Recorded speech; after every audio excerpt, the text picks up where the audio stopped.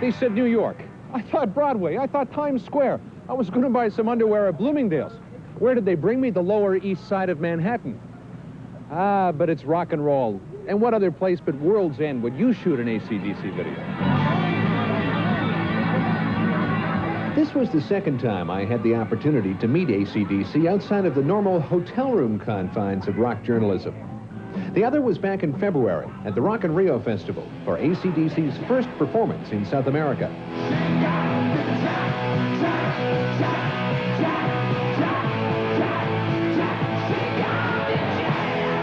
For us, it was a lovely thing that happened because it was somewhere we'd never been before, something that somebody had never told us about before.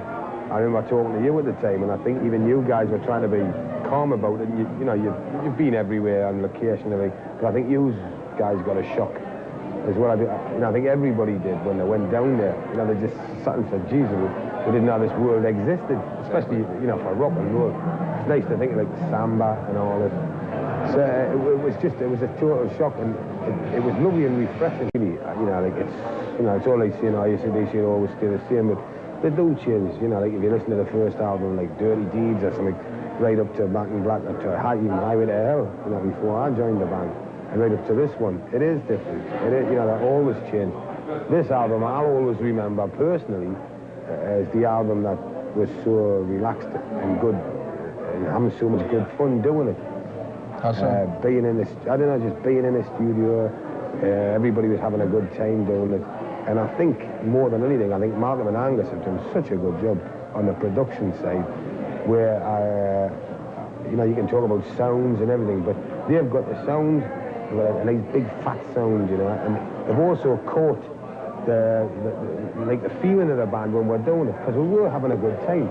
I mean, we're stuck out in Switzerland there, and I know it may sound romantic and nice, you know, it's a cool place. The wind whistles up your cave every, you know, it's bloody cold, you know. For Fly on a Wall's first single, Danger, AC/DC have done their first video away from their standard live presentation. That's Richard Burton's original pool table. Did you know that?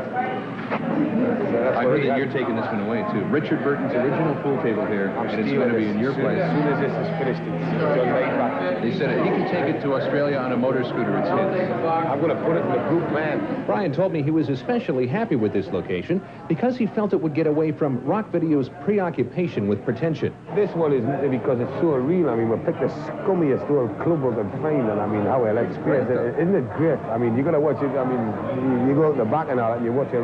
You go to some of these back rooms, and there's rats like you wouldn't believe. Have you not seen any yet? Oh, not yet. Boy, when you see the rats, yeah, these are big, big rats.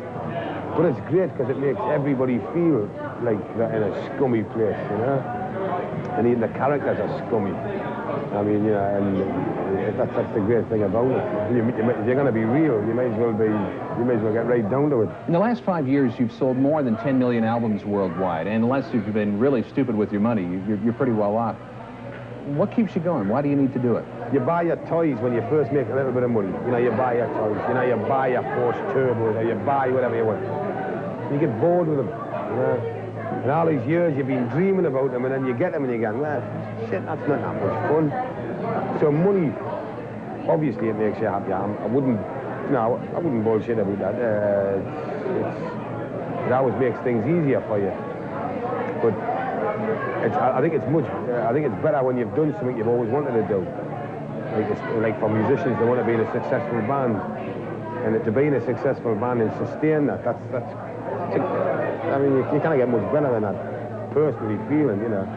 So it's, I'm not getting too deep here, am I? Not at all. Thank God for that. How much longer do you How much longer do you want to do this?